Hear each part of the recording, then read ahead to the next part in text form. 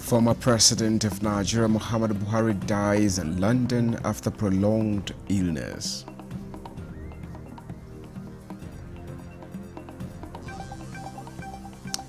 NTA correspondent takes a look at the life and times of former President Muhammadu Buhari.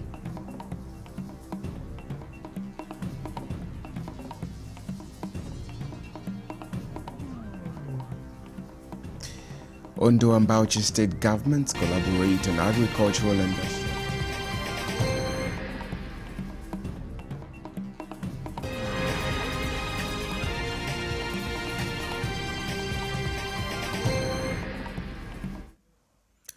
Hello and welcome to the news at 11 on NTA News24, reaching you live from Abuja, Nigeria's capital. My name is Justin Bemunyi. President Bola Ahmed Tinubu has announced the passing of his predecessor, President Muhammadu Buhari. President Buhari died today in London at about 4:30 p.m. following a prolonged illness. President Tinubu has spoken with Mrs. Aisha Buhari, the former president's widow, and offered his deep condolences.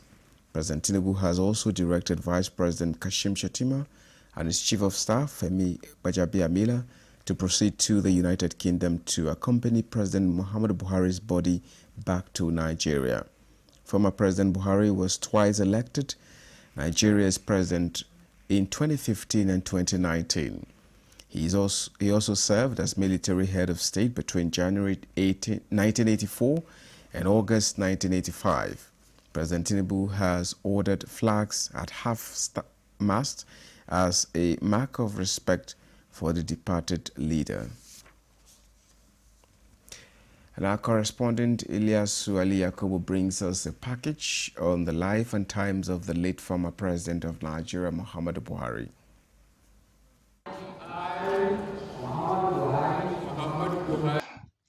Muhammadu Buhari is a Nigerian politician who served as the president of Nigeria from 2015 to 2023. He previously served as the nation's head of state from 1983 to 1985. After seizing power in a military coup, Muhammadu Buhari was born on December 17, 1942 in Daura, Katsina State, Nigeria. He attended primary and secondary schools in Daura and Katsina and later attended the Nigerian Military Training School in Kaduna. In his military career, Buhari joined the Nigerian Army in 1961 and held various positions throughout his career. In 1983, he led the military coup that ousted the democratically elected government and became head of state.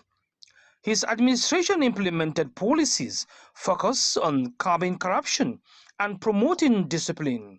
However, his government was overthrown in a coup in 1985.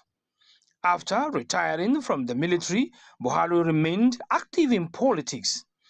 He contested for the presidency in 2003, 2007, and 2011 before finally winning in 2015.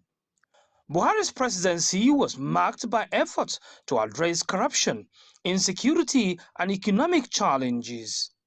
Key policy initiatives included the Treasury Single Account (TSA) for government revenue and campaigns against corruption and insecurity. His administration also faced challenges related to the economy, particularly fluctuating oil prices and security concerns related to Boko Haram and other militant groups. This country, our country, has everything we require to make Nigeria prosper. I invite you to join me in this journey of rebuilding our nation. Our focus will not be to help the privileged few, but to ensure that Nigeria works for Nigerians of all persuasions. We can do it. He will be remembered for his political will against corruption and the fight against insurgency and other forms of insecurity. In Abuja, Ilyasu Ali Yakubu, NTA News. A former Vice President of Nigeria, Professor Yemi Osinbajo, has expressed profound sadness over the news of the passing of the former President of Nigeria, Muhammadu Buhari. A statement from the former Vice President says he has spoken with Her Excellency Aisha Buhari and their son Yusuf Buhari to express his heartfelt condolences and to share in the deep grief of their beloved family.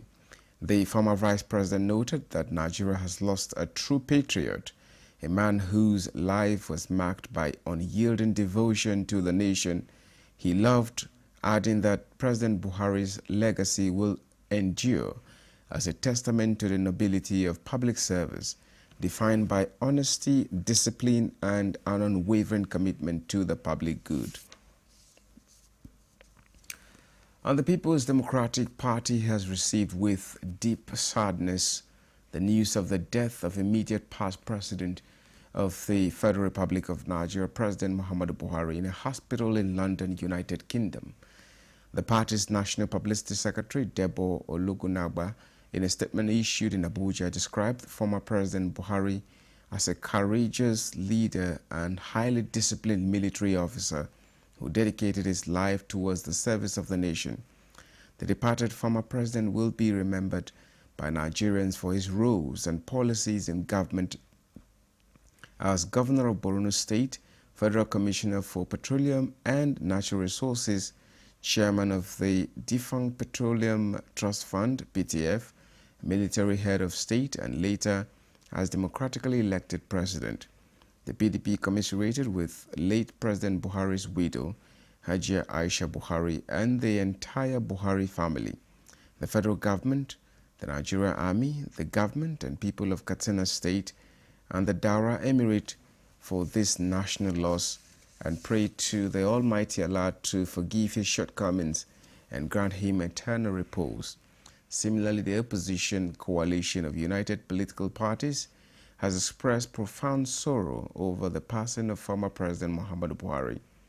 The coalition National Secretary High Chief Peter Ame, in a statement issued in Abuja, said, having led Nigeria as military head of state from 1983 to 1985 and as a two-term president from 2015 to 2023, his tenure is part of the nation's history of leadership.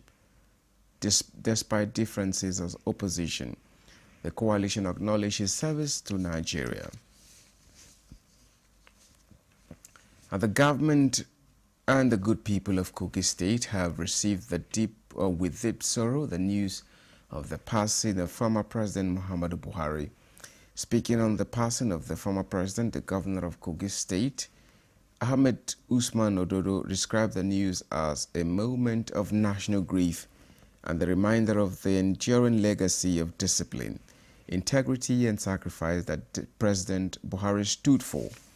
The governor says President Buhari was a man who came at different times in our national history to steer the ship of state with a deep sense of responsibility.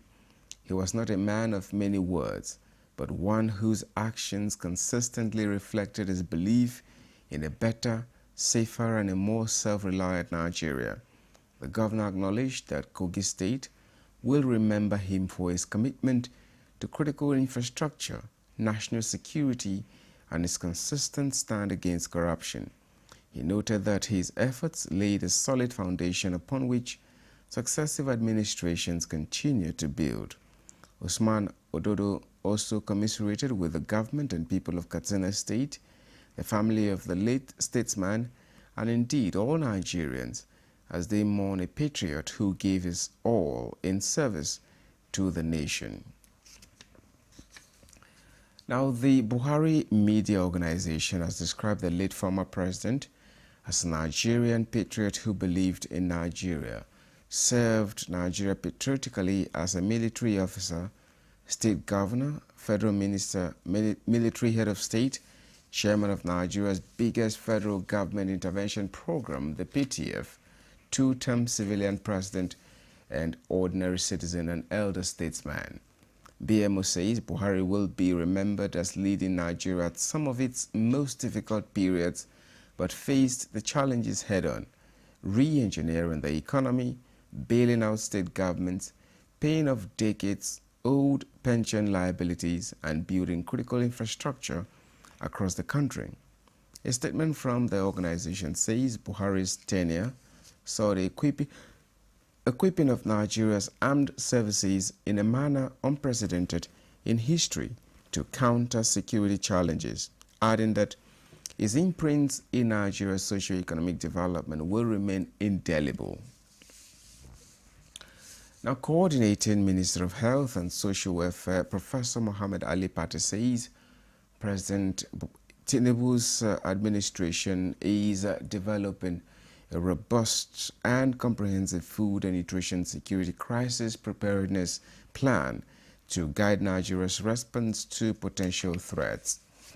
Speaking at a stakeholders consultative meeting on the development of the FNS CPP in Abuja, Professor Pate emphasized the need for proactive whole-of-government and whole-of-society approaches to tackle emerging challenges, including the impacts of climate change, conflict and economic headwinds on food systems and nutrition.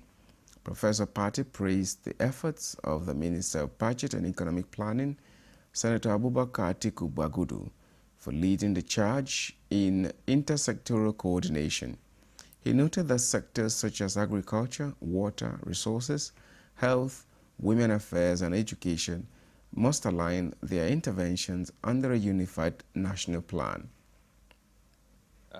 On food and nutrition security preparedness planning, so that we can be able to develop a comprehensive preparedness plan and guide our country to effectively manage threats that may be in our way. There are elements in different places which the Coordinating Minister of Health have identified some and has invited all of us here to come and interrogate so that we can evolve a better preparedness plan that can preempt or predict or respond to any challenge in a more systematic manner. Now, in the move to strengthen their economies and create more opportunities for residents, Ondo and Bauchi states are forging a partnership focused on agricultural development and industrialization. The initiative was the highlight of a meeting at the Ondo State Government House in Akure, and Paul Omokago reports. Agricultural development remains a cornerstone of the federal government's action plan to achieve food security in Nigeria. Recent investments by both federal and state governments are deliberate efforts to reposition agriculture as the backbone of the nation's economy, reducing reliance on oil and gas. At a strategic meeting between the governors of Ondo and Bauchi states, discussions centered on leveraging various platforms to advance agricultural development in line with the Renewed Hope initiative to boost food production and ensure food security. From the engagements, Ondo State secured a major investment with plans underway for the establishment of a fertilizer production and ammonia plant, as well as a petrochemical industry within the next year. Anything petrochemical, refinery, seaport, that is, we have the space. And it's also a free trade zone. So all of these will be of benefit to investors and also to us. Governor Bala Mohammed, who was accompanied by a team of investors, commended his Ondo State counterpart for taking bold steps to reposition the state for sustainable growth. He emphasized that under a peer review mechanism, both states remain committed to attracting investment for the benefit of their people.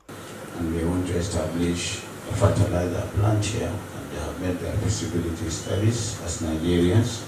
And I believe bringing this would be my honor to bring you without any string attached. They both agreed that robust interstate collaboration continues to serve as an effective national initiative to drive regional development, create jobs, foster unity, and preserve cultural values across the country. In Akure, Paul Omokago, NTA News. This is the news at 11 on NTA News24. We'll take a short break now to be back with more stories. Don't go away. Let's have credible elections at the local government so that these credible people can manage the funds of local government properly. There are a lot of respected traditional rulers in Igbo State who can say, look, enough of this thing. Mr. Governor, welcome. Thank you for coming. When you win, what will you do? I was the first woman that mobilized women within the local government to form the National Council of Women Society by creating awareness in women that they must serve, they must be part of what is happening within their community.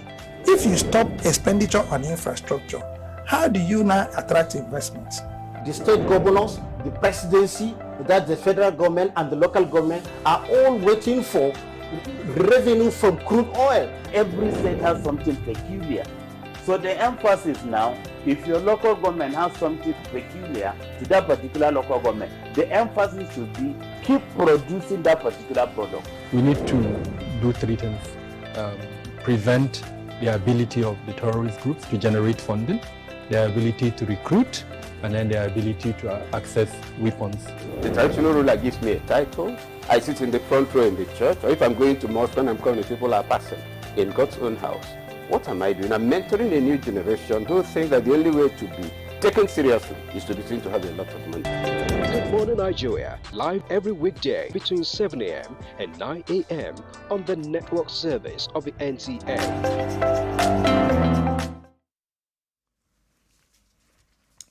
Now, the role of women in the church and society was at the heart of this year's Women Convention held at the Redeemed Christian Church of God, Hebron Assembly Area Headquarters, with the theme Women of Lively Hope. The event focused on spiritual revival, godly character, and national intercession.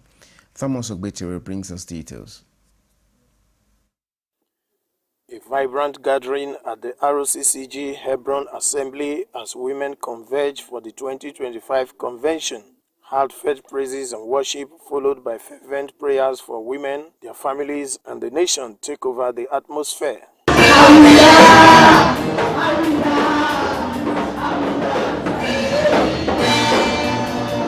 Angela Okanu delivered a ministration reminding women of their divine role as seen in the lives of biblical figures such as Esther, Deborah, Hannah, Martha, and Miriam. She urged them to be virtuous and walk in diligence and discernment. She emphasized the importance of being examples of faith in the home, maintaining godly character, and keeping their hearts pure from wickedness. Women, we have a great deal to do with the upbringing of children. If your child turns out well, it is because of you.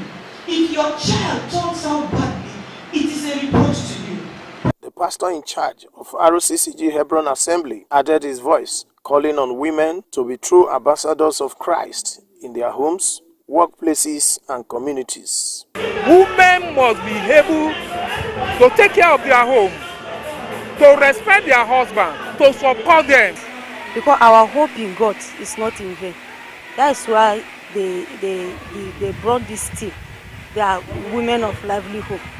All our hope should be in God, not man. So we just look at it, okay, let's touch some few lives.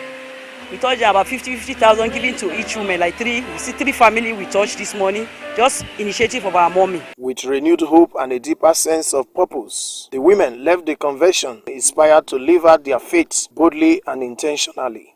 In Abuja, Thomas Ogbetere, NTA News. A new generation of young scholars has emerged, having successfully completed an intensive program of Quranic studies and memorization at Esteem Learning Center. The graduation ceremony was a testament to their dedication, perseverance, and love for the word of Allah. Sheikh Muhammad Dati reports.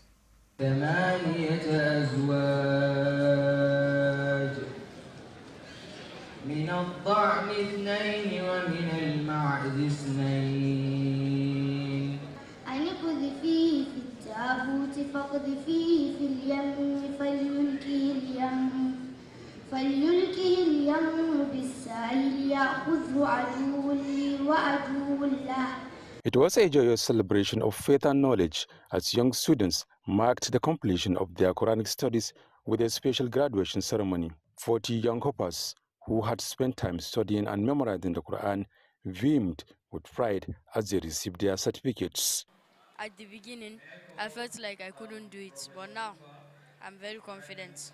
They should work hard to achieve their dreams. So happy because my parents are proud of me. Their journey wasn't easy, requiring long hours of study, dedication, and sacrifice.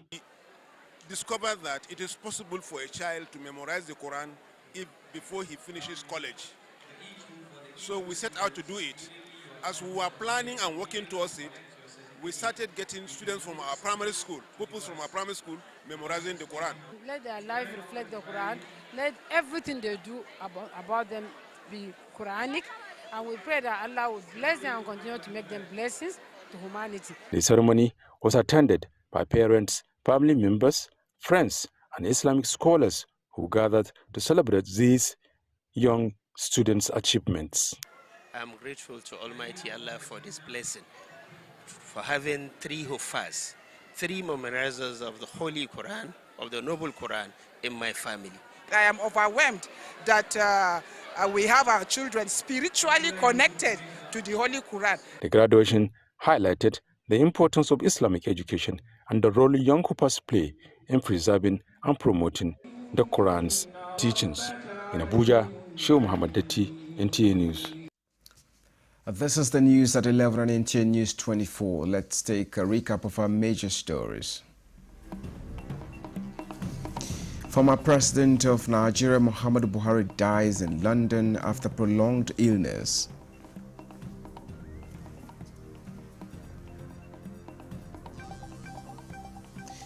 NTA correspondent takes a look at the life and times of former President Muhammadu Buhari.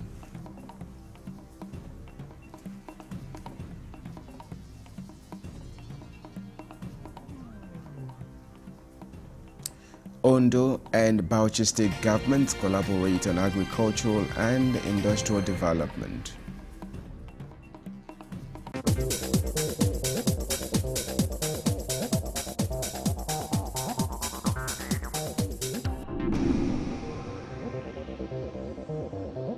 This is NTA News24. Now, President Bola Tinubu has extended his good wishes to Professor Wole Soyinka, the globally renowned literary icon and Nobel laureate, as he celebrates his birthday today. Professor Soyinka, a well-decorated literary giant, activist, cultural icon, and public intellectual who turns 91, is known for his extraordinary creative and artistic talent, evident in his plays, poems, memoirs, essays, and other artistic productions. President Tinubu, in his statement, notes the contributions of the first African to win the Nobel Prize for Literature in 1986 to education, pro-democracy and human rights movements, cultural diplomacy, and nation building over the last several decades. He described Professor Soyinka as a massive source of inspiration to Nigerians and most especially generations of younger writers worldwide who, on their own, have also attained great national and international prominence. President Tinubu acknowledges his decades of association, friendship, and collaboration with the accomplished statesman. Now, the governor of Ogun State, Dapo Abiodun, has announced the passing of His Royal Majesty Oba Sikiru Kayode Adetona, the revered Awujale of Ijebu-land. Oba Adetona joined his ancestors today, July 13, 2025, at the age of 91, leaving behind a remarkable legacy that has significantly shaped Ijebu-land, Ogun State, and Nigeria in general.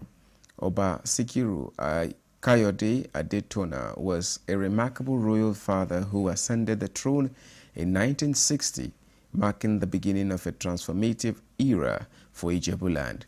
Throughout his reign, he was a beacon of unity, cultural preservation, and progressive development. His dedication to the welfare of his people was evident in his efforts to foster educational advancements, healthcare improvements, and economic growth within the state and Nigeria. Under his guidance, Ijebuland witnessed remarkable strides in infrastructure and community development, establishing itself as a model of progress in Ogun State. His leadership not only enhanced the cultural heritage of Ijebuland with the Ojude Oba Festival attaining international standards, but also solidified its reputation as a thriving hub of commerce and tradition. And this is where we end the news. Thank you so much for being a part of it. My name is Justin Bemu. You do have a wonderful night rest.